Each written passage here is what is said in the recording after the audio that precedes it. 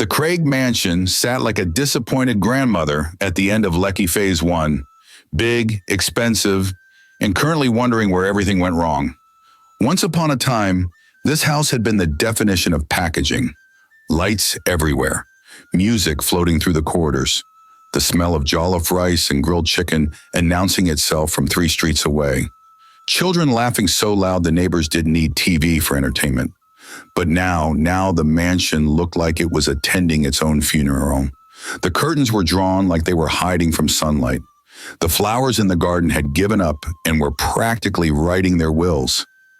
Even the gates seemed to creak sadly, as if to say, this life, Seth. If sadness was a building, this was it. If depression was a neighborhood, this house was the landlord. The compound was so quiet you could hear the grass growing. So gloomy, even the mosquitoes had relocated to happier homes. The swimming pool looked like it was contemplating its life choices. The chandelier in the living room hung there looking more depressed than a Monday morning in January. And it wasn't always like this. 6 months ago, the Craig family had been living their best life, the kind of life that made other people's lives look like rough drafts. David Craig, billionaire, CEO, guy who wore suits that cost more than some people's annual salary, had everything a man could want. A beautiful wife named Amara who could walk into a room and make the lights jealous. Triplets who were so sharp their teachers called them the think tank, and secretly wondered if they were actually adults disguised as children. A business empire that was printing money faster than the Nigerian mint could say Naira. Life was sweet, sweeter than 3 layers of chocolate cake, sweeter than honey that had been to finishing school. Then came that cursed Saturday night in March, the annual Business Excellence Gala. Black tie, champagne towers so tall they needed building permits. People laughing too loud at jokes that weren't even funny because networking required fake laughter and excellent acting skills. David and Amara had gone together, looking like they'd stepped out of a magazine cover, the expensive kind that came with perfume samples. She wore a gold dress that shimmered like she'd stolen sunshine and turned it into fabric. He wore a tuxedo so sharp it could cut through bad vibes, negative energy, and bitter people's envy. They danced, they laughed, they clinked glasses with other rich people who were also pretending their feet didn't hurt in expensive shoes that looked better than they felt. And then David made the mistake every Nigerian movie warned us about. He drank, not heavily, he wasn't drunk, just tipsy confident. The dangerous kind of confidence that makes men think they can do things they definitely cannot do. 3 glasses of champagne, maybe 4, possibly 5, but who was counting? Apparently, his liver was counting. He felt fine, totally fine. Fine enough to drive home because handing his car keys to a valet felt like admitting weakness. And David Craig did not do weakness. David Craig did success and confidence in driving his own damn car. Amara had raised an eyebrow, the universal wife signal for, "Are you sure about this? Are you sure you're okay to drive?" "Baby, I'm fine. It's just champagne. I've had worse at your mother's parties." She laughed, that beautiful laugh that sounded like music had learned how to be happy, touched his arm, kissed his cheek. If only she'd insisted. If only he'd listened. If only, if only, if only. The 3 most useless words in the English language. They were 15 minutes from home when it happened. The other car came out of nowhere, a reckless Danfo bus driver who'd probably been driving since the 1980s and thought traffic lights were mere suggestions from the government that he didn't vote for. He ran the red light at full speed, T-boned their Mercedes right on the passenger side, right where Amara was sitting, right where the love of David's life was humming along to the radio and planning what to cook for Sunday lunch. The sound of metal crunching was so loud, it probably woke up people in the next state. Glass exploding like a very expensive, very tragic fireworks display. Tires screeching like they were auditioning for a horror movie and desperately wanted the lead role. The car flipped once, twice, 3 times, like it was doing gymnastics but had forgotten to stick the landing.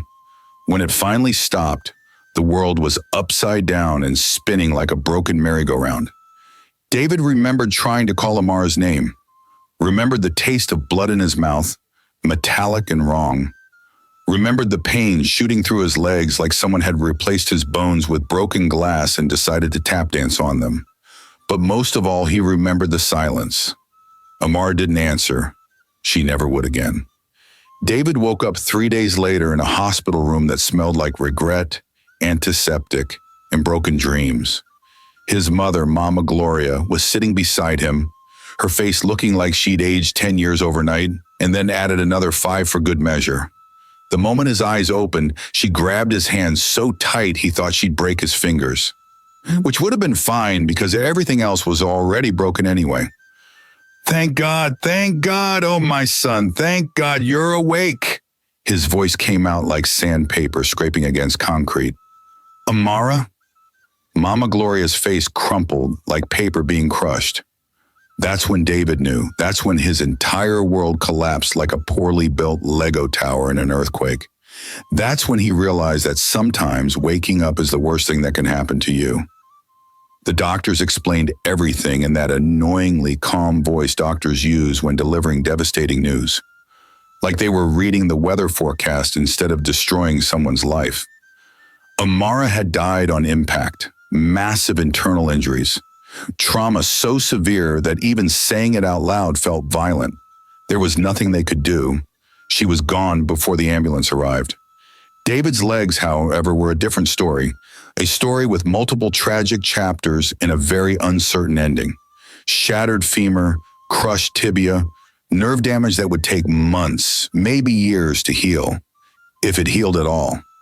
The doctors said if a lot, and David learned to hate that word. He'd need surgery, multiple surgeries, physical therapy that would make him cry, a wheelchair, possibly a cane for the rest of his life, possibly permanent disability.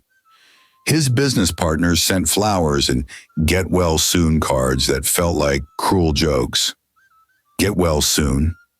How do you get well when your wife is dead and your legs are destroyed and your entire life has been crumpled up and thrown in the trash?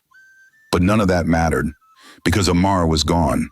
His Amara, his wife, his partner, the mother of his children, the woman who laughed at his terrible jokes and made even Tuesday mornings feel like celebrations.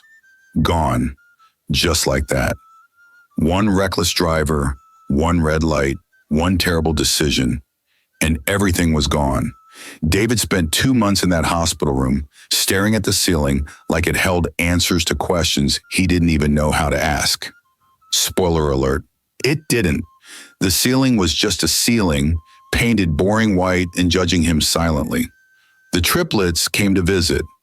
Korede, Kehinde, and Kimi, 9 years old and suddenly way too grown for their age, way too serious, way too quiet. Children should be loud and messy and chaotic. These 3 looked like they'd been told to sit down, shut up, and grow up all at once. Korede, the eldest by 4 minutes, a fact he mentioned constantly, tried to be strong. Daddy, the doctor said you'll be fine, you just need to rest. His voice was steady, but his eyes were screaming. Kehinde, the middle child and certified troublemaker, kept cracking jokes that nobody laughed at. Daddy, when you come home, I'll push your wheelchair so fast, we'll break a world record. We'll be famous. They'll put us in Guinness Book. He was trying so hard to make things normal that it hurt to watch. Kimi, the only girl and definitely the sassiest of the 3, just stared at him with big, accusing eyes, like she was asking, "Why did you take mommy to that stupid party? Why did you drive? Why did you leave us?" David couldn't even look at them. Guilt sat on his chest like an elephant that had given up on diets and decided to live there permanently. Every time he saw his children's faces, he saw Amara. Every time they spoke, he heard her voice. Every time they left, he felt like he was failing them all over again. What kind of father can't even hug his own children? What kind of man survives when his wife doesn't? When he finally came home, wheelchair-bound, broken, hollow, he was a shadow of himself. Actually, calling him a shadow was generous. Shadows at least followed you around and participated in life. David was more like a ghost, a very expensive ghost haunting his own mansion. Gone was the man who woke up at 5 a.m. to review business reports while sipping espresso and planning world domination. Gone was the father who chases kids around the garden, pretending to be a dinosaur with commitment that would make method actors jealous. Gone was the husband who'd surprise his wife with flowers just because it was Tuesday, and Tuesdays needed celebrations too. Now David Craig was a man who sat in his room staring at nothing, saying even less. A man whose vocabulary had shrunk to 3 words: leave me alone. He barely ate, barely spoke, barely existed. The triplets would knock on his door. "Daddy, we made breakfast." Silence. "Daddy, do you want to watch TV with us?" Silence so thick you could spread it on bread. "Daddy, are you okay?" Silence that screamed louder than words ever could. It was like living with a very expensive, very sad piece of furniture. Except furniture was more responsive. At least furniture didn't make you feel guilty for existing. Mama Gloria moved it in immediately, because if there's one thing Nigerian grandmothers excel at, it's showing up uninvited during crises and taking over like military generals who'd watched too many war movies. She arrived with 4 suitcases, 2 bags of groceries, and the energy of someone who was not here to play. "Move! Everybody move! Grandma's here, and we're fixing this nonsense today." She tried. Mama Gloria didn't do things halfway. When she cooked enough food to feed a small village. When she cleaned like she was preparing for a presidential visit. When she braided Kemi's hair, she braided it so tight the girl could barely blink. "Grandma, it's too tight."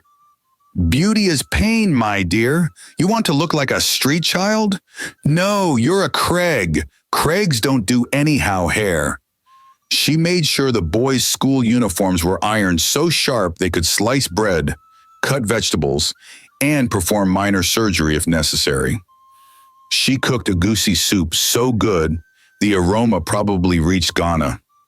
She sang gospel songs while cleaning, loud gospel songs that made the neighbors wonder if they should join in or call the police. But even Mama Gloria, a woman who once stared down an armed robber and told him, "You better thief somewhere else before I use this broom to beat sense into your coconut head," couldn't handle the sadness in that house. It was heavy, like someone had replaced the air with pure depression and sadness had moved in and started paying rent. The walls felt like they were crying. The floors looked tired. Even the furniture seemed depressed. The couch sagged like it had given up on life. The dining table collected dust like it was building a retirement fund. After 3 months of this, Mama Gloria called a family meeting. She stood in the living room, hands on her hips, wrapper tied so tight it was cutting off circulation. Eyes blazing with the fire of a woman who had reached her limit. "I'm getting old," she announced, like she was delivering a presidential address. The triplets sat on the couch looking worried. "My waist is paining me. My knees are sending me warning letters every morning. My back is filing a complaint with my spine. I can't be running up and down these stairs like a house help who's training for Olympics." Kemi's eyes filled with tears. "Grandma, are you leaving?" "My dear, I have to leave before this house finishes me. This sadness is too much. I go to bed sad. I wake up sad. Even my dreams are sad. Yesterday, I dreamed about a funeral and woke up crying." Karady, ever the logical one, nodded slowly. "That makes sense, Grandma. You've done so much for us." "Too much, Seth. I'm not young anymore. We need to hire someone. A nanny, a maid, a housekeeper. Somebody who can take over." Kehinde grinned hopefully. "Can we get someone who knows how to play FIFA?" Kemi rolled her eyes so hard they nearly fell out and rolled across the floor. "We need someone who can cook, not play video games, you coconut head." Who are you calling coconut head? Take it back. Never. Your head is hard and empty inside. That's the definition of coconut. My head is not empty. Your mouth is too big. At least my brain works. Yours is on permanent vacation. Mama Gloria clapped her hands like a referee stopping a boxing match. Enough, both of you! We're hiring a nanny. End of discussion. I'll find someone good, someone patient, someone who won't run away when they see how sad this house is. Famous last words. She hired 3 nannies. All 3 ran away faster than Usain Bolt at the Olympics. The first one was named Patience. Ironic because she had 0 patience. She lasted exactly 2 days before packing her bag and announcing, "This house has bad energy, dark spirits, depression demons. I didn't go to church for 30 years just to carry spiritual load from people's sad mansion. I'm going before the sadness enters my body." Mama Gloria tried to stop her. It's just grief. There are no demons. Grief is a demon. I'm leaving before I start crying for no reason. And she left, practically running down the driveway like the house was chasing her. The second nanny was named Grace. She made it a whole week, a record. Before claiming she saw Amara's ghost in the kitchen at 2 a.m., she didn't.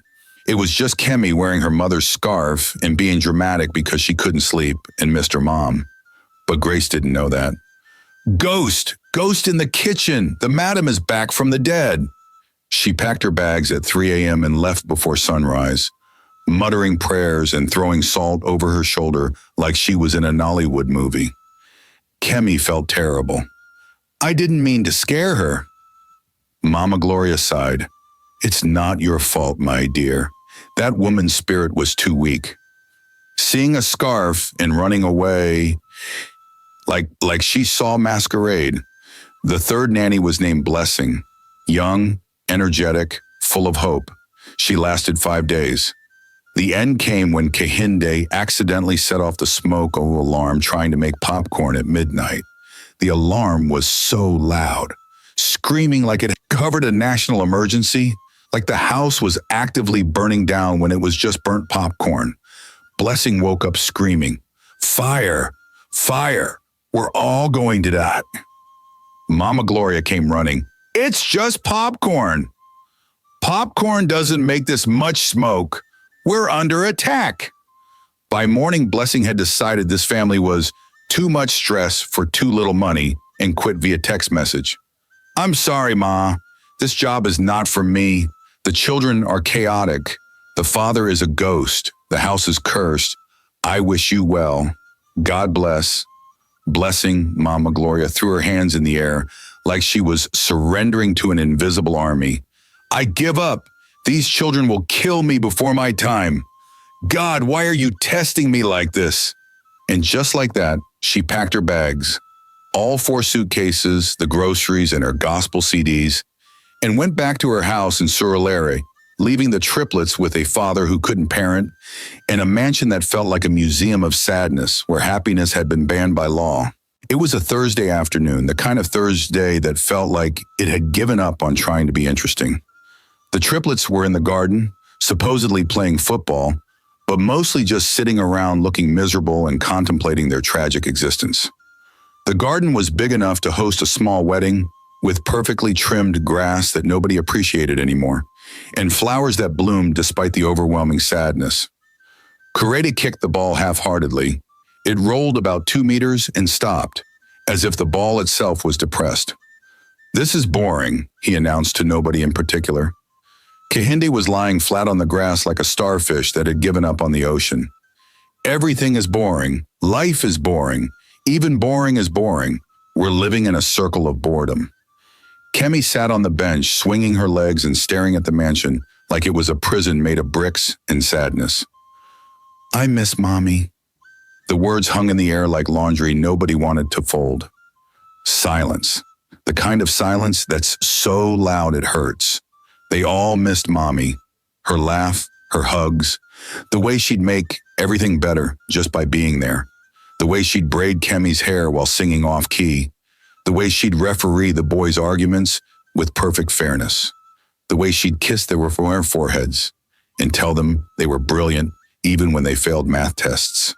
But more than that, more than anything, they missed having a parent who was present. Daddy was technically alive. His heart was beating. His lungs were working, but he might as well have been a very sad, very expensive piece of furniture that occasionally made sad noises. "We need to do something," Kimi said suddenly, sitting up straighter. Karate sat up too, grass sticking to his shirt. "Like what?" "I don't know, but we can't keep living like this. This house is too sad. Daddy is too sad. Even the dog looks depressed." They all turned to look at Max, their golden retriever, who was lying in the corner looking like he'd just read a tragic novel about a dog whose owner forgot he existed. Max saw them looking and let out a sigh so deep, so sad, so dramatic, that it could have won an Oscar for Best Supporting Animal in a Tragedy. Kehinde glanced at him and nodded slowly. "You're right, Max looks like he's about to write a sad song and perform it at an open mic night. Or publish a memoir called My Life in a Depressing Mansion, A Dog's Tale," Kemi added. Karate sighed. "But what can we do? We're just kids." "Excuse me?" Kemi stood up, hands on her hips in a perfect Mama Gloria fashion, the pose every Nigerian grandmother masters and passes down through generations. "We are not just kids. We are smart, capable, highly intelligent individuals who happen to be 9 years old. There's a difference." Kehinde snorted, a very undignified sound. "You've been watching too many motivational videos on YouTube. And you've been watching too much nonsense. That's why your brain is empty." "My brain is not." "Your brain is on vacation, permanent vacation. It packed its bags, bought a one-way ticket, and left without telling anybody." "Take that back." "I'll never take it back because it's true." "Guys," Karate clapped his hands like a tired teacher who'd given up on having an organized classroom. "Focus. What's the plan?" Kemi opened her mouth to respond with what was probably going to be a very smart, very detailed plan, and that's when they saw her. A small face peeking through the side gate. A little girl, maybe their age, possibly younger, hard to tell when someone looked like they'd been through 3 natural disasters and an economic recession. She had cornrows that had seen better days. Better weeks, actually. Maybe better months. Her dress looked like it had survived a war, loved and then been forced to keep serving anyway. Her shoes were so worn out they were basically decorative at this point. But her eyes were wide and curious and hungry. Not just for food, though definitely for food, but for something else. For fun, for friendship, for a normal life that didn't involve sleeping under a shed. She was staring at them like they were creatures from another planet, which from her perspective, they probably were. Rich kids, playing in a massive garden, with actual grass and an actual dog, and actual shoes that weren't falling apart. Kemi noticed her first. Hello?" The girl flinched like she'd been caught stealing, which in a way she had been. Stealing glances, stealing moments, stealing glimpses of a life she didn't have. "Wait, don't run." Kemi jumped up and walked toward the gate, her voice soft and friendly. "Are you okay?" The girl hesitated like a small animal deciding whether to trust a human. Then, in the smallest voice ever, a voice so quiet you had to strain to hear it, I was just looking." "Looking at what?" "You playing football. It looked fun." Kimmy's heart squeezed in her chest like someone was hugging it too tight. This girl looked hungry. Not just for food, though definitely for food, but for everything. Fun, friends, joy. The kind of normal childhood that Kemi had taken for granted until 6 months ago. "What's your name?" "Ngozi." The name came out like a whisper, like she wasn't sure she was allowed to have a name. "I'm Kemi. Those are my brothers, Korede and Kehinde." She pointed at the boys who were now standing and staring with identical, confused expressions. "Do you want to come in?" Ngozi's eyes went wide. so wide they looked like they might fall out of her head and roll down the street. Inside. Your house? Well, technically it's our garden, but yes, come in. But I'm not. I don't what? Don't worry about it. Just come in. We have biscuits. At the mention of biscuits, Ngozi's stomach let out a growl so loud, so aggressive, so demanding that it could have been mistaken for a small angry lion. All four children froze. Then Kehinde started laughing. Your stomach just roared. Ngozi's face went red with embarrassment. I'm sorry. Don't be sorry. Kemi grabbed her hand through the gate. Come inside. We have food. Lots of food. More food than 3 people can eat. Honestly. Cordiatis and Kahin exchanged looks, the kind of silent brother communication that happens without words. Should we let a random street kid into our compound? Our sister already did. This could either be genius or a disaster. Knowing Kemi, it's probably both, but they didn't stop it. Because honestly, they were so bored and so sad that a random street kid felt like the most interesting thing that had happened in months. Plus, Mama Gloria always said, help people. You never know when you'll need help too. Granted, Mama Gloria probably didn't mean invite random children into your mansion without adult supervision, but the spirit of the advice was there. Ngozi stepped inside like she was entering heaven's gates. Her eyes darted everywhere, taking in the massive house, the perfectly trimmed lawn, the swimming pool, 2 swimming pools actually, the Bwans, who looked expensive even in his depression, the garden furniture that cost more than most people's monthly rent. Wow, she whispered, her voice full of awe and disbelief in something that sounded like grief for a life she'd never have. Wow, what? Kehinde asked. You people are rich. Kehinde grinned, puffing out his chest like a small peacock. We're comfortable. Comfortable, Kay. Ngozi looked at him like he'd just said the sky was purple. You people are rich, like swimming pool rich, like the grass looks like someone combs it every morning rich. We have 2 swimming pools, actually, Kehinde said casually, like this was normal information. Ngozi's mouth fell open so wide, a fly could have flown in and set up residence. 2? What do you people do with 2 swimming pools? Kurede shrugged like this was a perfectly reasonable question with a perfectly reasonable answer. 1 for swimming, 1 for looking at. Ngozi stared at him. Then she started laughing, a genuine, disbelieving laugh that came from deep in her belly. That's the most rich people nonsense I've ever heard in my entire life.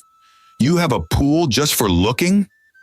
Does it know its job is to be decorative? Does it get sad that nobody swims in it?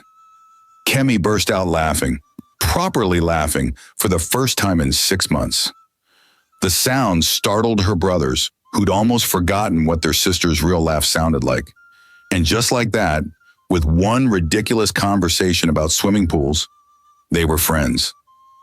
They sat in the garden and talked. Actually, talked is too simple. They connected. They shared. They opened up in the way only children can, honest and raw and without the filters adults use. Ngozi told them everything. Not because they asked nosy questions, but because they listened like her words mattered. How her father used to work in a telecommunications company. How he was smart and funny and made the best pancakes on Sunday mornings. How he got sick. Malaria, they said. But it was the aggressive kind, the kind that laughs at normal medicine and requires hospitalization that costs money they didn't have. How her mother worked in a bank as a customer service representative, but had to quit to take care of him. How he died anyway. 3 months ago, just died. Left them with nothing but debt and grief and a landlord who didn't care about sob stories. How they were evicted, lost their house, lost their furniture, lost everything except 2 bags of clothes and each other. How they'd been living under a shed near the estate gate for 5 weeks now. We sleep on cardboard, Ngozi said matter-of-factly, like she was discussing the weather instead of describing homelessness. It's not comfortable, but it's better than concrete. Concrete is too hard. Cardboard has some cushion, very small cushion, but cushion. The triplets sat in stunned silence. Their problems, their sad house, their depressed father, their missing nannies suddenly felt smaller.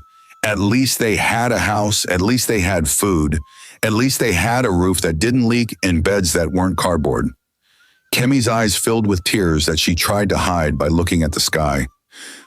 That's terrible, Ngozi. It's fine, Ngozi said quickly, forcing a smile that didn't reach her eyes. My mommy says things will get better. She says God has a plan. I don't know what the plan is, but she says we have to trust it. Your mom sounds strong, Grady said quietly. She is. She cries at night when she thinks I'm sleeping. But during the day, she smiles and tells me everything will be okay. Ngozi's voice cracked a little. I wish I could make things better for her. Kehinde, who usually had a joke for everything, who could find humor in a funeral if you gave him enough time, had nothing to say. His throat felt tight. His eyes felt hot. He looked at his siblings and saw the same expression on their faces. They had to help. They needed to help. Coretti cleared his throat, trying to sound casual even though his heart was breaking. Are you hungry?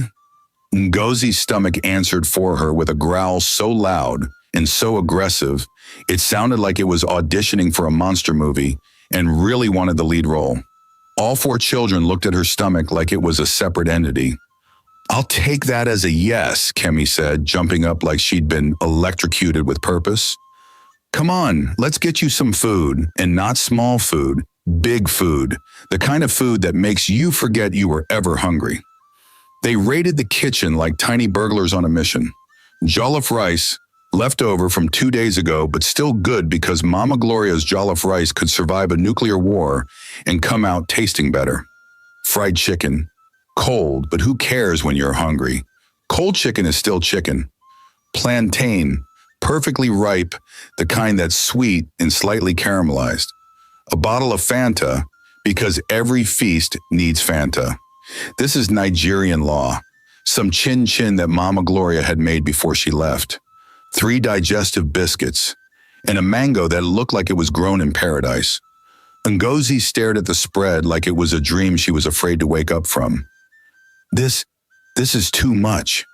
It's not too much, Kehinde said firmly, sounding more serious than anyone had ever heard him. Eat, please, eat everything. If you don't finish, we'll pack the rest for you to take home. Home felt like the wrong word, but nobody corrected him. Ngozi ate. And oh, she ate. She ate like someone who hadn't seen proper food in weeks. Because she hadn't. She ate like every bite was precious. Because it was. She ate until her stomach stopped screaming at her and started thanking her instead. This is so good, she mumbled through a mouthful of rice, tears streaming down her face without her even realizing it. Your cook is amazing. The triplets exchanged guilty looks, the kind of look that said, we have something to confess, but we don't want to make this awkward. We don't have a cook right now, Korede admitted. Ngozi paused mid-chew, a piece of chicken halfway to her mouth. Then who made this? Grandma, before she left. Your grandma left? Ngozi's eyes went wide. Kemi sighed, a heavy sigh that carried 6 months of pain. It's complicated.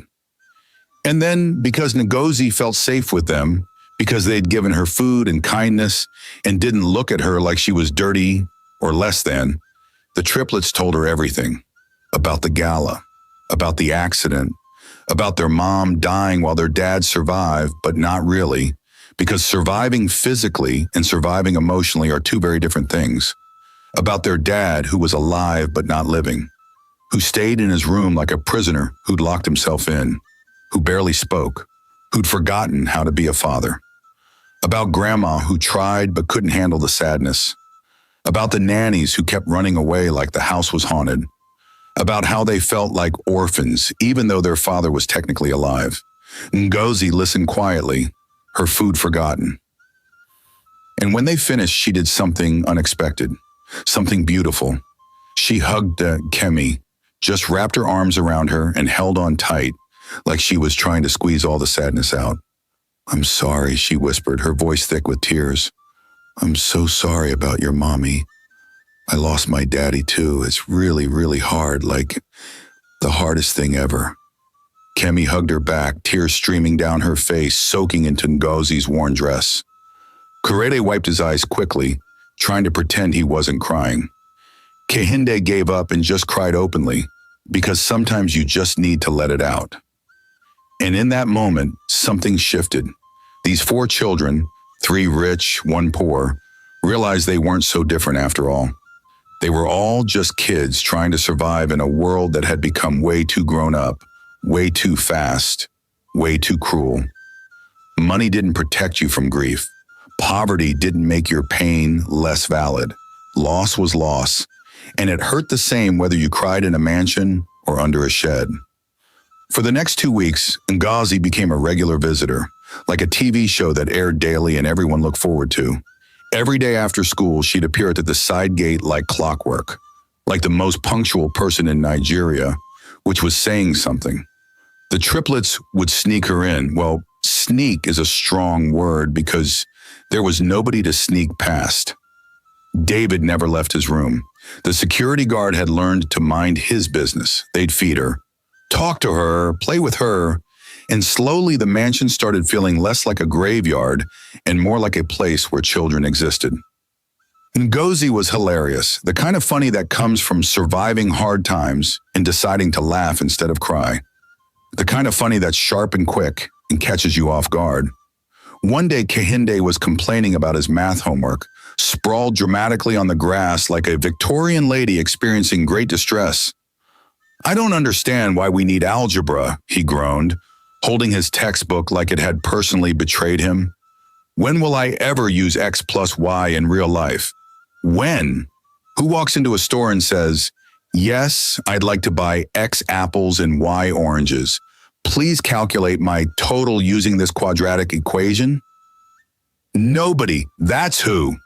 Ngozi looked at him like he'd just said the sky was purple and birds could speak French. "You're complaining about school?" Her voice was so incredulous, so full of disbelief, that it could have been bottled and sold as pure shock. "You go to Greenwood Academy. That school fees is more than some people's annual salary. The uniform alone cost more than my mother made in a month at the bank. If I were you, I'd do that homework with a smile and a song, and possibly a small dance." Kehinde blinked, then blinked again. "You're right, I'm ungrateful. Very ungrateful. If ungratefulness was a person, it would be you in this moment, sitting here in this beautiful garden, with food in your stomach, complaining about education." Kemi burst out laughing so hard she snorted, an undignified sound that made everyone else start laughing. "She dragged you," Kemi gasped between laughs. "She dragged you across this garden, down the street, and into next week." "She didn't drag me, she demolished me," Kehinde said, laughing despite himself. "She destroyed me. There's nothing left. I'm just ashes now, ashes of my former ungrateful self." Kurede grinned, adjusting his glasses. "I like her. She keeps us humble." "Somebody has to," Ngozi said primly, taking a sip of her juice like she just won a debate competition. But it wasn't just about the laughs. The triplets started taking food to Susan too. Ngozi's mother, who lived under that shed by the estate gate like it was an apartment she'd chosen instead of a desperate last resort. The first time they met her, they understood exactly where Ngozi got her strength from. Susan was thin, the kind of thin that comes from giving your child your portion of food and pretending you're not hungry. The kind of thin that makes you want to cry and cook a feast simultaneously. Her clothes were faded and patched with mismatched fabric, but clean, spotlessly clean. Because poverty doesn't mean dirty, and Susan had dignity even when she had nothing else. Her face was tired, exhausted in a way that sleep couldn't fix. But her eyes were kind, warm. The kind of eyes that had seen terrible things but refused to become terrible themselves. She was sitting on a thin piece of cardboard when they approached, mending a tear in Ngozi's school uniform with thread that didn't quite match. Good afternoon, Ma, the triplets chorused, using the respectful greeting they'd been trained to give since birth. Susan looked up, startled. Her needle paused mid-stitch. Ah, good afternoon, my dears. Her voice was soft, a little hoarse. Ngozi, who are these fine children? My friends, Mommy. Ngozi bounced on her toes, radiating excitement like a small sun. The ones I told you about, from the big house. Susan's eyes filled with tears so fast, it was like her emotions had been waiting for permission to overflow. Thank you, she whispered, her voice cracking. Thank you for being kind to my daughter. God will bless you. He will bless your family. Your children will never suffer. Your Miss Susan, Kemi interrupted gently, stepping forward with a bag of food that smelled like heaven. We brought you jollof rice and chicken, and Fanta, and some bread for tomorrow, and plantain, and... Susan stared at the bag like it contained gold bars and the cure for all of life's problems. Her hands trembled as she reached for it. This is too much. You children shouldn't... It's not too much, Korede said firmly, using his most serious voice, the one he usually reserved for correcting Kehindi's terrible life choices. Please take it. We have more than enough. More than enough felt like an understatement. They had so much, more food than they could eat, a kitchen full of ingredients, a fridge that was practically a small warehouse. And here was this woman, this good, kind woman, who looked like she hadn't had a proper meal in weeks. Susan took the bag with shaking hands, and the triplets watched her eyes go glassy with tears she was too proud to let fall in front of children. God bless you, she whispered again, clutching the bag to her chest like it was the most precious thing in the world. Which to her, it was. As they walked back to the mansion, Kehindi said quietly, We have to help them. Like, really help them. Not just food. But how? Kemi asked, her voice small and uncertain. Korede's brain was already working. You could practically see the gears turning behind his glasses. I have an idea, but you guys have to promise not to freak out. We never freak out, Kehind said confidently. You literally screamed when you saw a cockroach last week. That cockroach was huge. It looked like it paid rent. It was sitting there like it owned the place. It had attitude. Kemi sighed, a long-suffering sigh that carried the weight of having Kehindi as a brother. What's your idea, Korede? Korede stopped walking, turned to face them, took a deep breath. We hire Susan. Silence. The kind of silence that comes right before an explosion. Then, what? I knew you'd freak out. They held an emergency meeting in Korede's room that night. After dinner, after homework, after making sure David was locked in his room being sad, which he always was, so this wasn't difficult to confirm. Kemi sat cross-legged on the bed, looking skeptical. Explain this madness, in detail, with logic. Korede pulled out a notebook like he was presenting a business proposal to a board of directors instead of explaining a wild plan to his siblings, which technically he was. Okay, listen carefully. He cleared his throat like a professor about to deliver a life-changing lecture. Our problems: 1. Daddy is sad and needs help, but refuses to get help.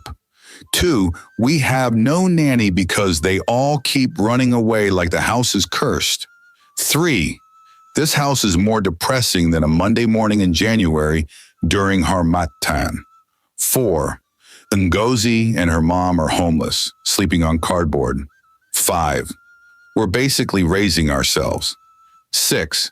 Max the dog is so depressed he might write a memoir. Now our solution: 1. We hire Susan as our nanny. 2. She gets shelter, food, and safety. 3. We get someone who actually cares about us. 4. Ngozi gets to live here too, which means we get our friend full-time. 5. The house becomes less sad. 6. Max gets more people to ignore his depression. 7. Everybody wins. He closed his notebook with the satisfaction of someone who just solved world hunger. Kehinde stared at him like he'd grown a second head. Did you just PowerPoint us without an actual PowerPoint? Focus! What do you think? Kemi was already shaking her head so hard her braids whipped around. Daddy will never agree. Never, ever, ever. That's why we don't tell Daddy. What? Listen. Kuredi held up his hands like a politician asking for calm. Daddy barely leaves his room. He wouldn't notice if we brought an elephant into this house. He's so wrapped up in his sadness, he could probably walk past Susan 5 times and not register that she exists. Kehinde was warming up to it. You could see the dangerous gleam of mischief entering his eyes. It's crazy. Crazy smart or crazy stupid? Both, which is exactly why it might work. The best plans are always a little bit insane. Kemi bit her lip, thinking, but what about money? We can't pay her. We're 9 years old. We don't have jobs. We don't even have allowances because nobody's giving us allowances because nobody is parenting us. We don't need to pay her with money, Kurede said, his voice taking on that excited tone he got when he'd solved a particularly difficult math problem. We pay her with accommodation and food. She's literally homeless, Kemi, sleeping on cardboard. A room in the boys' quarters and 3 meals a day is a huge upgrade. Massive, life-changing. He had a point, a very good point. Kemi thought about Susan's kind face, about Ngozi's bright smile that was trying so hard to hide fear, about how empty and sad their house had been for 6 months, about how they'd been drowning and nobody had thrown them a rope. Okay, she said finally, her voice steady with decision. Let's do it. But if this backfires, it won't backfire, Kurede said confidently. If it does backfire, Kemi continued, giving him a look that could melt steel. You're taking full responsibility. Deal? Kehinde pumped his fist in the air like he'd just won a championship. Operation Save Our Sad House is a go. We're doing this. We're hiring a homeless woman based on vibes and desperation. What could possibly go wrong? Everything. Everything could go wrong. But they were 9 years old and desperate and tired of being sad. So they didn't think about what could go wrong. They thought about what could go right. The next day was a Saturday, perfect timing because there was no school, which meant maximum plotting hours.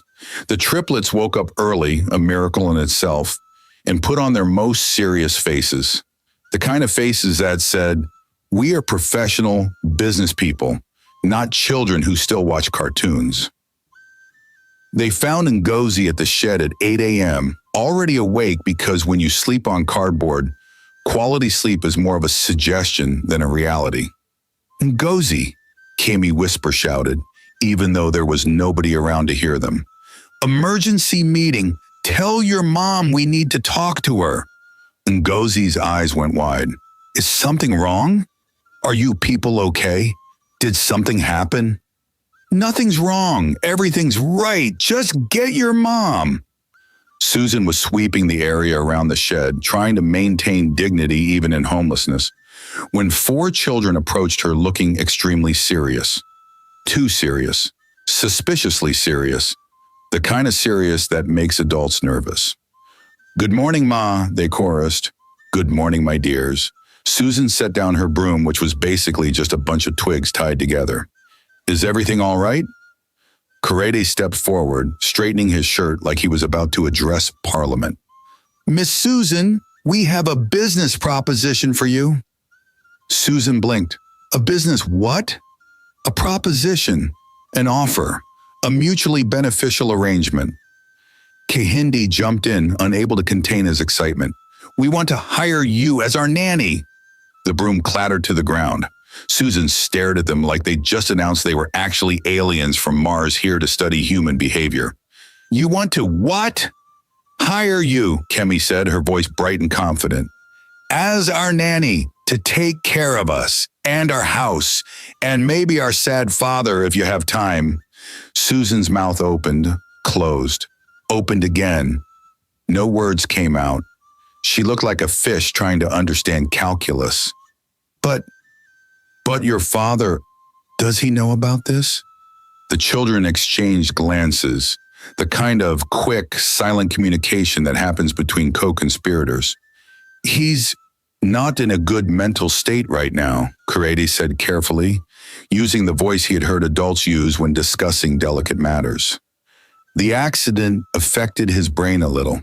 He's very sad, extremely sad, the saddest man in Lagos, possibly Nigeria, maybe Africa, maybe the world, Kehinde added helpfully. But our grandma knows, Kemi said, her voice so confident it could have convinced a lawyer. She's the one who suggested we find someone. She said, get a nanny before I die from exhaustion. Those were her exact words. This was a lie, a big lie, the kind of lie that would probably send them straight to hell, except they were doing it for a good cause. So maybe they'd only go to purgatory, or maybe just get a strongly worded warning from an angel. Susan looked uncertain, her eyes darting between the 4 children in the shed that had been her home for 5 weeks. I don't know.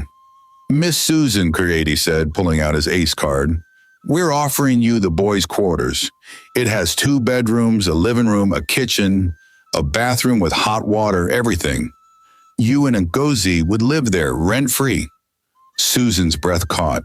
You take care of us, help with cooking and cleaning, Kehinde continued, and in exchange, you and Ngozi get accommodation and all meals provided. Breakfast, lunch, dinner, snacks, everything. We have so much food, Kemi added, like too much food, food that goes bad because we can't eat it all. You'd actually be helping us by eating it. Susan looked at her daughter's hopeful face. At the shed they'd been calling home. Calling home was generous. It was a roof made of zinc and prayers.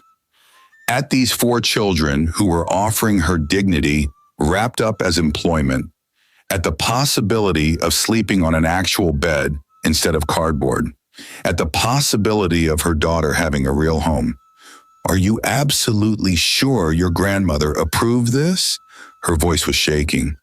Because I cannot. I will not take advantage of children. If your father doesn't know, if your grandmother doesn't know, 1,000% sure, Kehinde said with the confidence of someone who'd never told the truth so convincingly in his life.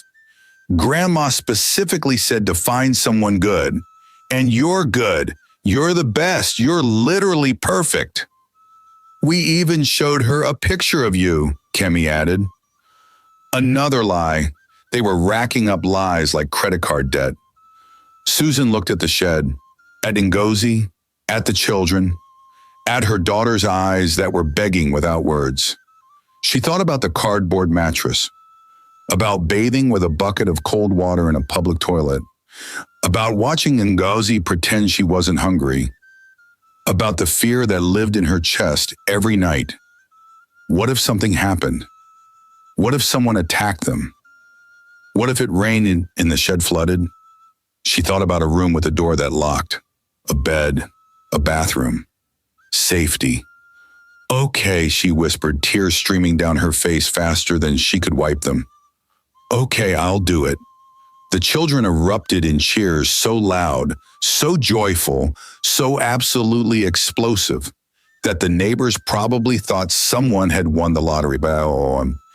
Ngozi jumped up and down screaming, "We're going to live in a mansion. Mommy, we're going to have a house." Susan grabbed her daughter and held her tight, sobbing into her hair. The triplets group hugged them both, and for a moment, they all just stood there.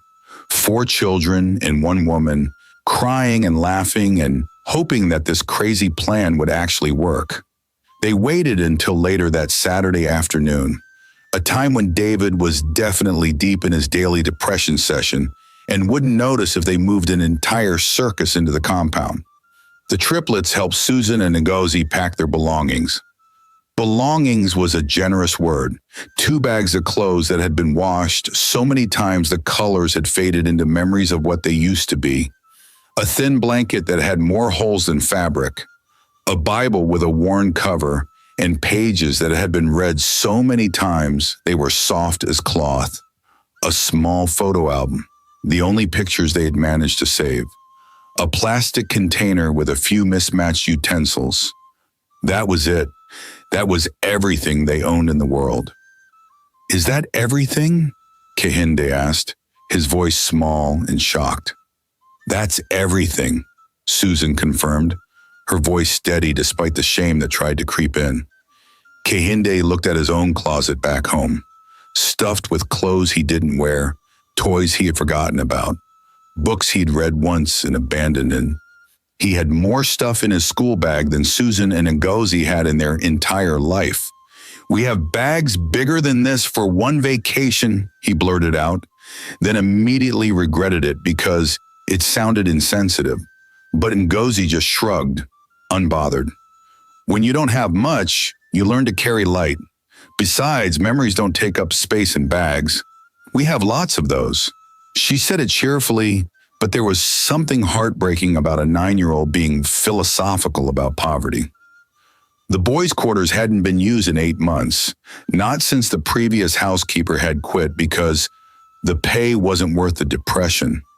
It was dusty, very dusty, the kind of dust that had formed committees and was planning to run for office. Cobwebs hung in corners like decorative art that nobody asked for.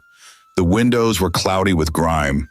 But structurally, it was beautiful. 2 bedrooms, each with actual beds, actual mattresses, actual pillows. A small living area with a couch that was only slightly worn. A kitchen with a stove, a fridge, cabinets, counter space, and a bathroom. A real bathroom, with a toilet, a sink, a shower that had hot water. To Susan and Ngozi, it looked like a 5-star hotel. Actually, it looked better than a 5-star hotel because it was theirs. Temporary, contingent on a lie, possibly illegal, but theirs nonetheless. This is too much," Susan whispered, her voice breaking as she stood in the doorway, unable to believe what she was seeing. Tears streamed down her face for what felt like the 100th time that day. Kemi hugged her fiercely. "It's not too much. It's just right, like Goldilocks. Except nobody breaks anything, and there are no bears." Ngozi was already in the bedroom, bouncing on the bed with the enthusiasm of someone who'd been sleeping on cardboard for 5 weeks. "Mommy, the bed is soft. It's not cardboard. It's an actual mattress with springs. I can feel the springs." "Ngozi, calm down before you break it." "I can't calm down. We have a home. A real home with walls and a door and a lock." And she spotted the bathroom. "Mommy, is that a toilet? A real toilet? Not a public toilet we have to share with strangers who don't flush?" She ran to the bathroom and screamed, actually screamed. "The shower has hot water. Mommy, come see hot water. Like in the movies." Susan followed her daughter, tears and laughter mixing together in a way that made her chest hurt with joy and relief and disbelief. They turned on the shower. Hot water came out, actual hot water. Ngozi put her hand under the stream and started crying. "Mommy, we can take hot baths. Like rich people. We're going to be clean." "We were always clean, baby," Susan said gently, even though she knew what Ngozi meant. There's a difference between washing yourself with cold water in a public toilet at 5 a.m. before anyone sees you clean and taking a hot shower in your own bathroom whenever you want. Clean. The triplets spent the whole day helping them settle in. They brought sheets, soft, clean sheets that smelled like fabric softener and hope. They brought towels, fluffy towels, the kind you see in commercials.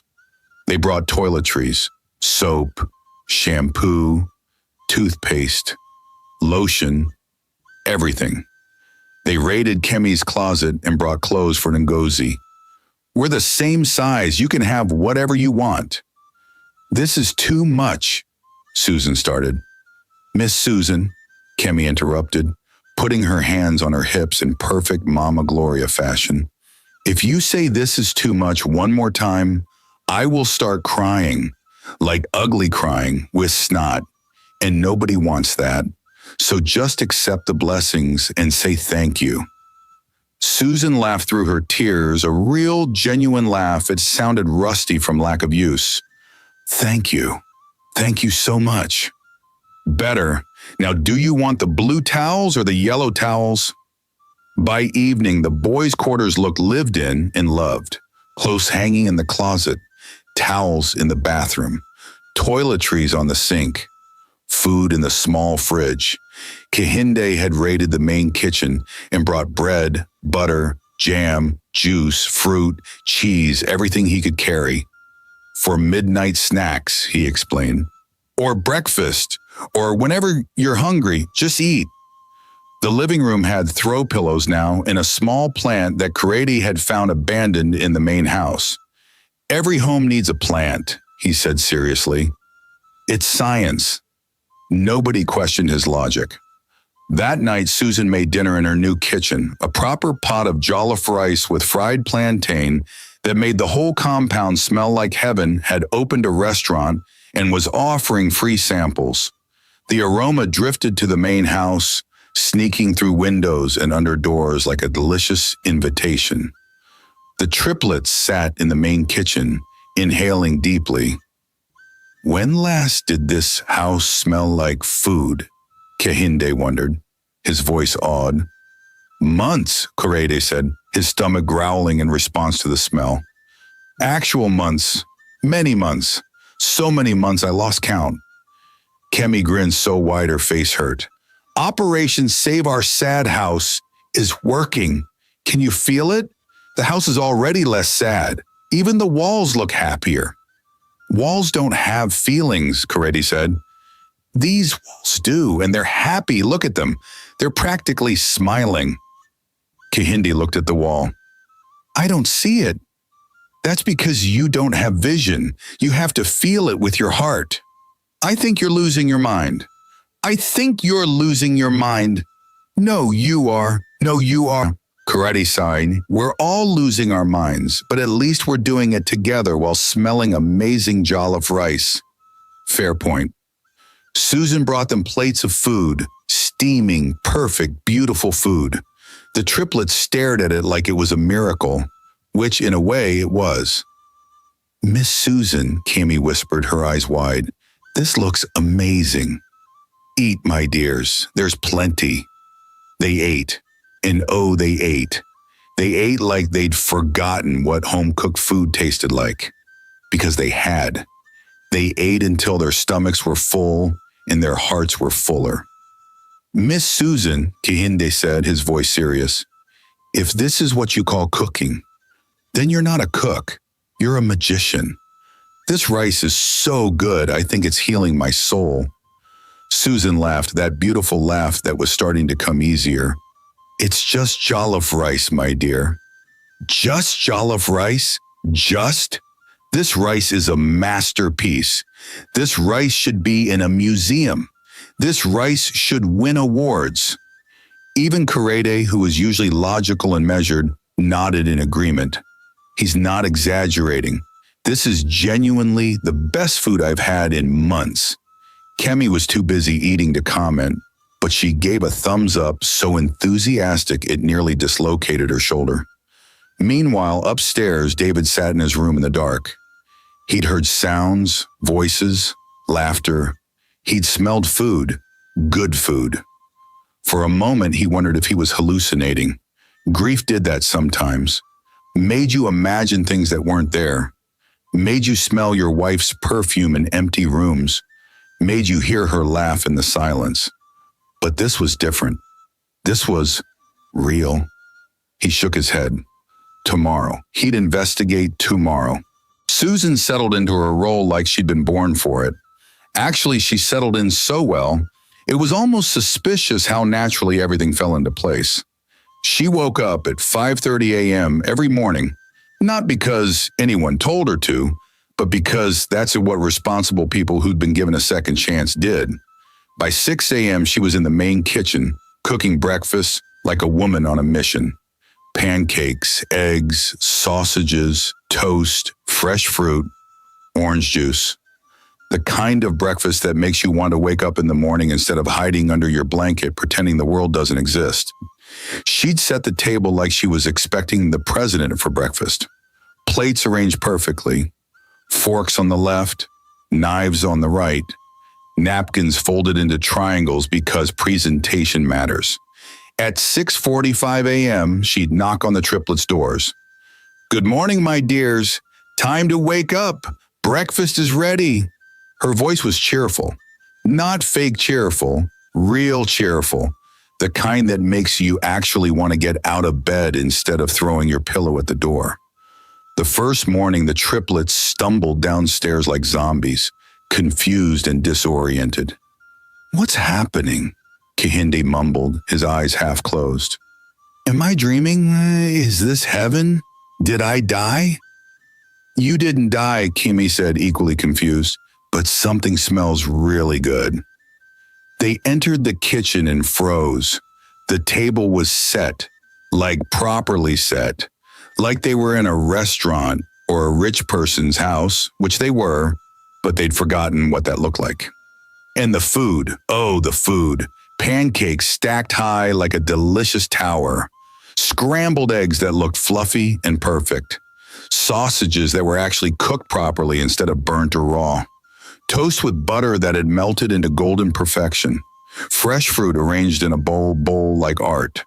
Orange juice in a pitcher like they were living in a commercial for happiness. "Is this real?" Coretti whispered, taking off his glasses to clean them, putting them back on, and staring again. "It's real, my dear," Susan said, smiling from the kitchen doorway. "Sit down and eat before it gets cold." They sat. They stared at the food. Then Kehinde started crying, actually crying, tears streaming down his face like someone had turned on a faucet. "Kehinde, what's wrong?" Kemi grabbed his arm, alarmed. "Nothing's wrong," he sobbed. "Everything's right. We have breakfast, real breakfast, hot breakfast. Someone made us breakfast. Someone cares." And then they were all crying, all three of them, sitting at the breakfast table, crying over pancakes like it was the most beautiful thing they had ever seen, which in a way it was, because it wasn't about the pancakes. It was about someone caring enough to make them, someone waking up early to feed them, someone making their house feel like a home again. Susan hugged them all, her own eyes wet. "Eat, my dears. You have school. You need energy." They ate like prisoners who'd just been released and discovered that food could taste good. Because for months they'd been eating cereal, cold sandwiches, whatever they could make themselves. Food was fuel, nothing more. But this was love on a plate. After breakfast, Susan made sure they were ready for school. "Coretti, your shirt is wrinkled. Go change." "But..." "No buts. You're a Craig. Craigs don't do wrinkled shirts. Go." "Kemi, your hair needs rebraiding. Come here." She braided Kemi's hair with quick, efficient hands. Not too tight, not too loose. Perfect. "Kehinde, where are your socks?" "I don't know." "How do you not know where your own socks are?" "They ran away. They got tired of my feet." "Your socks did not run away. Check under your bed." He checked, found them, looked sheepish. "How did you know they were under the bed?"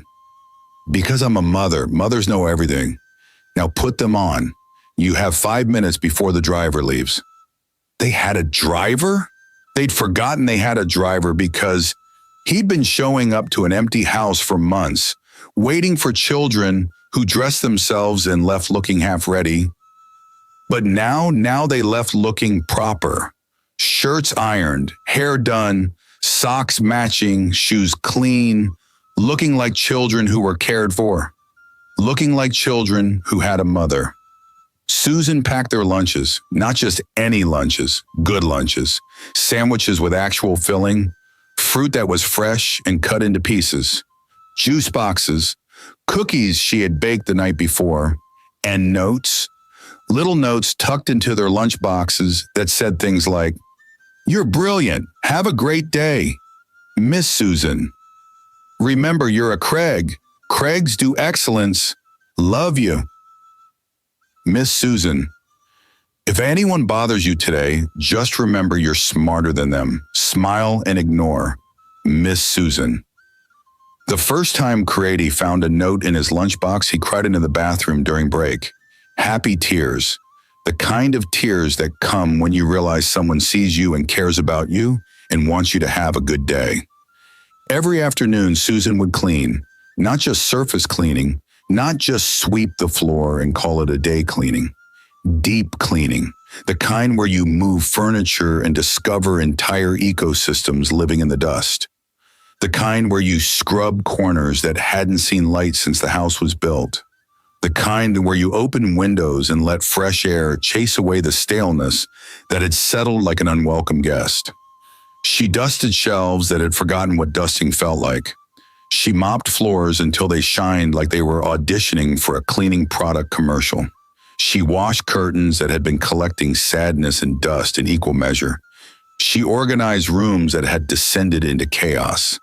And while she worked, she hummed. Old gospel songs that her mother used to sing, songs about goose and hope and God making ways out of no way. What a mighty God we serve, what a mighty God we serve. Her voice filled the house, not loud, not performative, just present. And slowly, gradually, the mansion started to wake up. The walls looked brighter, the floors looked cleaner, the air smelled fresher, like lemon and hope, and the possibility that maybe, just maybe, things could get better. The flowers in the garden seemed to stand a little taller. Even the chandelier looked less depressed, like it had decided to stop contemplating its existence and start sparkling again. The triplets would come home from school to find the living room spotless, flowers in vases, and the smell of whatever Susan was cooking wafting through the air like an invitation to happiness. "It's like the house woke up," Kimi said one day, standing in the living room and spinning slowly, taking it all in, the sunlight streaming through clean windows, the furniture that looked cared for instead of abandoned, the floor that actually reflected light because it was so clean. Coretti nodded, adjusting his glasses. "It feels lighter, like someone opened all the windows and let the sadness escape. Or like the sadness looked at Miss Susan and said, 'You know what? I'm not welcome here anymore. Time to leave,'" Kehinde added. Even Max the dog seemed happier. He'd stopped looking like he was contemplating the meaning of existence and started wagging his tail again. He'd follow Susan around the house like she was the most interesting person he had ever met. Sometimes she'd talk to him while she worked. "Max, my dear, you're looking better. Your eyes have light in them again. That's good. We're all getting better, aren't we? Yes, we are. Yes, we are." Max would wag his tail like he understood every word. Maybe he did. Dogs are smart like that. Ngozi started attending the public school near the estate, Bright Future Academy, which was neither particularly bright nor guaranteed to provide a future, but it was clean, safe, and the teachers actually showed up. It wasn't Greenwood Academy with its fancy uniforms and Olympic-sized swimming pool and teachers who had master's degrees, but it was school, real school, with desks and books and other children who didn't live under sheds. Every afternoon, Ngozi would finish at 2 p.m. and practically run home to the mansion. Home. She had a home now, a place to return to, a room with a bed, a bathroom with hot water, a mother who didn't cry herself to sleep anymore. She'd do homework with the triplets in the garden, all four of them sprawled on the grass like they'd known each other their whole lives instead of just a few weeks. They became inseparable, like a unit, a squad, A small army of 9-year-olds who decided they were family regardless of what blood or paperwork said. "Okay, quiz time," Ngozi announced one afternoon, holding up her notebook like it was a royal decree. "What's the capital of Australia?" "Canberra," Corradi answered immediately without even looking up from his own homework. "Wrong. Wait." Ngozi checked her book. "That's actually correct. How did you know that?" "Because I paid attention in geography class, unlike some people." He side-eyed Kehinde with the judgment of a disappointed teacher. "I pay attention," Kehinde protested, looking offended. "I just remember other things, important things." "Like what?" "Like how to beat level 45 in Super Mario. That requires strategy and skill. And that's not the flex you think it is," Kemi interrupted, not even looking up from her book. Ngozi cackled, a loud, delighted laugh that made all of them start laughing too. "You people argue like this every day?" "Every single day," Kemi confirmed. "Welcome to the family. This is what we do. We argue, we laugh, we argue some more, then we eat." "I love it here," Ngozi said, and she meant it with her whole heart. But the real magic, the thing that transformed the Craig mansion from a graveyard into a home, was Susan. She didn't just clean, she didn't just cook. She cared. She asked about their day like she genuinely wanted to know. "How was school, my dears?" "It was fine." "Just fine? Tell me more. What did you learn? Did anything interesting happen? Did anyone bother you? Do I need to go to that school and have words with somebody?" She helped with homework, even though she'd never been to fancy private school. "Miss Susan, can you help me with this math problem?" "Let me see. This one is tricky, but we can figure it out together. Nothing is impossible when you use your brain." She mediated their arguments like a professional referee. "She started it." "He's lying." "I'm not lying. You're lying." "Enough," Susan would clap her hands. "I don't care who started it. I'm finishing it. Both of you apologize. Now." "Sorry," they'd mumble. Louder and mean it. "Sorry." "Better. Now, hug." "You know. Hug or no dessert." They'd hug. Dessert was a powerful motivator.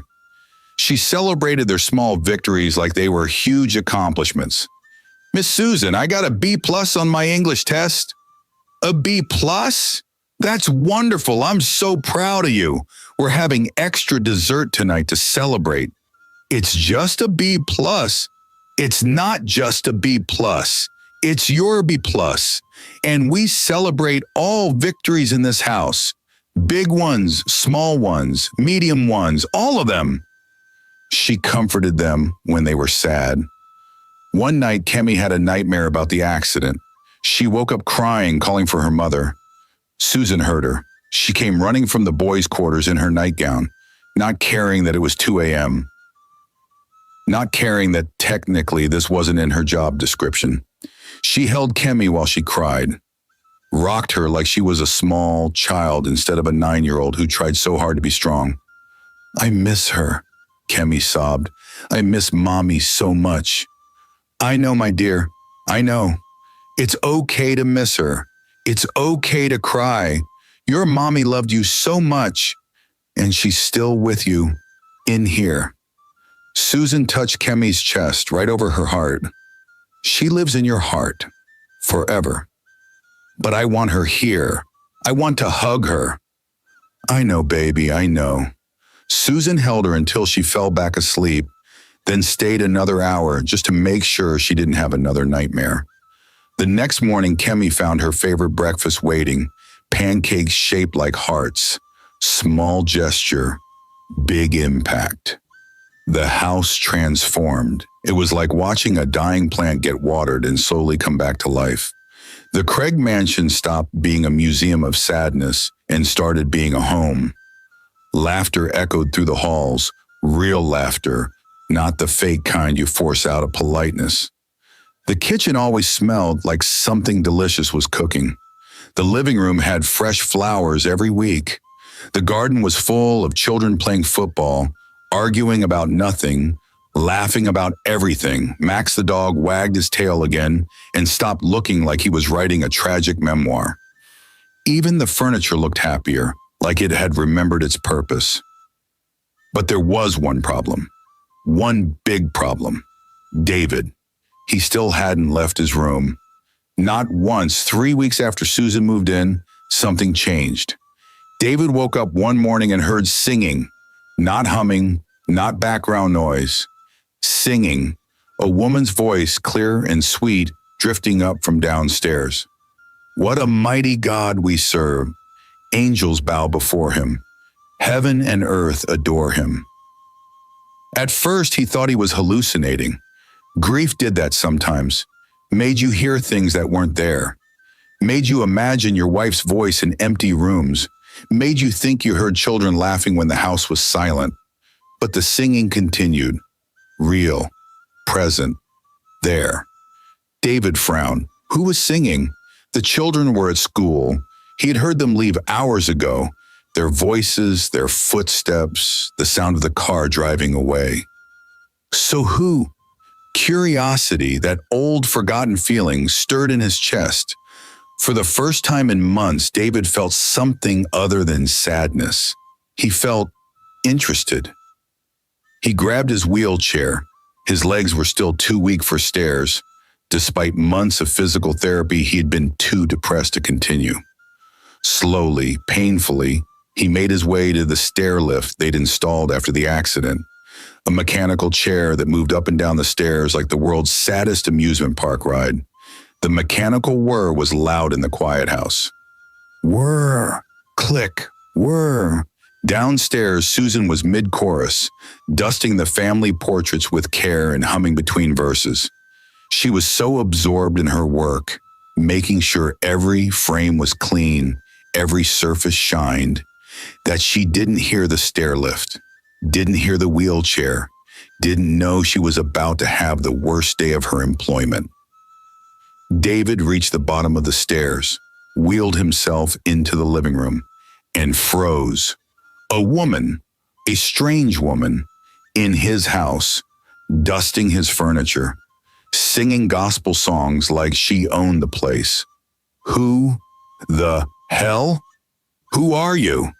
His voice came out rough, sharp, angry, like gravel being dragged across concrete.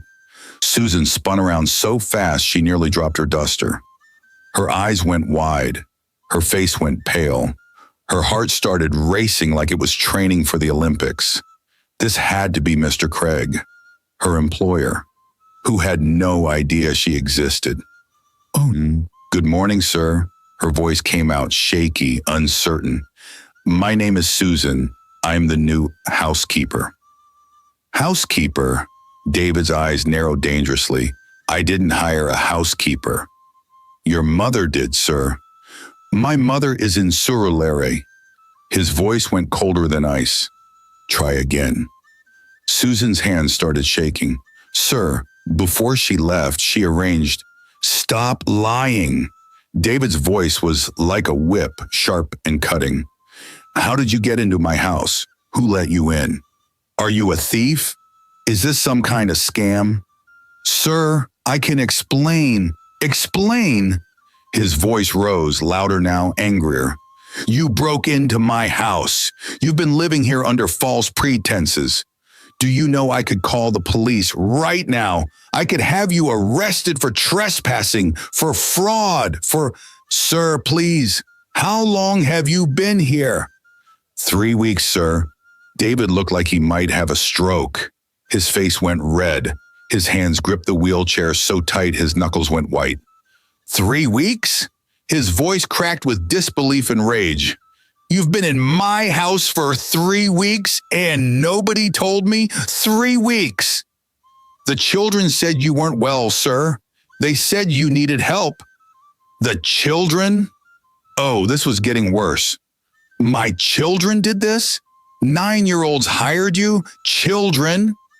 They said their grandmother approved, sir. They said, that's a lie. David was shouting now, his voice echoing through the house like thunder. A complete lie. Who in their right mind takes employment advice from children? 9-year-old children? Susan's fear turned into something else. Something like anger. Something like fury. Her eyes flashed. Her spine straightened. Her voice, when it came, was strong. A desperate woman with a child to feed, sir, she shot back, her voice shaking but loud. A woman who's been sleeping on cardboard for weeks. A woman who saw an opportunity to give her daughter a roof over her head and took it. David blinked, taken aback by her sudden fire. Your children are good children, sir? Susan continued, and now she was on a roll. They saw someone in need and helped. They've been taking care of themselves because you... She stopped herself, caught herself, but too late. Because I what? David's voice was dangerously quiet now. Say it. Susan took a breath, and when she spoke, her voice was steady despite the tears threatening to fall. Because you're too busy drowning in your grief, see that they're drowning too. The silence that followed could have shattered glass, could have cracked walls, could have stopped time. David stared at her like she'd slapped him. His hands gripped the wheelchair armrest so tight they were shaking. His jaw clenched, his eyes blazed with anger and something else, something that looked like pain. Get out, he said, his voice low and deadly. Sir, get out of my house, louder now. Get out before I call the police and have you thrown out. Get out, get out, get out. Susan's eyes filled with tears, but she nodded. Dignity. Even in humiliation, she had dignity. Yes, sir. She set down her duster carefully, wiped her hands on her apron, and walked away with her head held high as you can hold your head when you're being kicked out of the only good thing that's happened to you in months. She walked back to the boys' quarters, tears streaming down her face, heart breaking into pieces, and started packing. Again, always packing, always leaving, always losing. This is not the end. The show's only just getting hotter. Type episode 2 in the comments if you want us to continue. And if you have enjoyed watching this video, please show this channel some love by giving this video a thumbs up and subscribe if you haven't done so by now. Thank you, besties, for always sticking around. See you in the next one.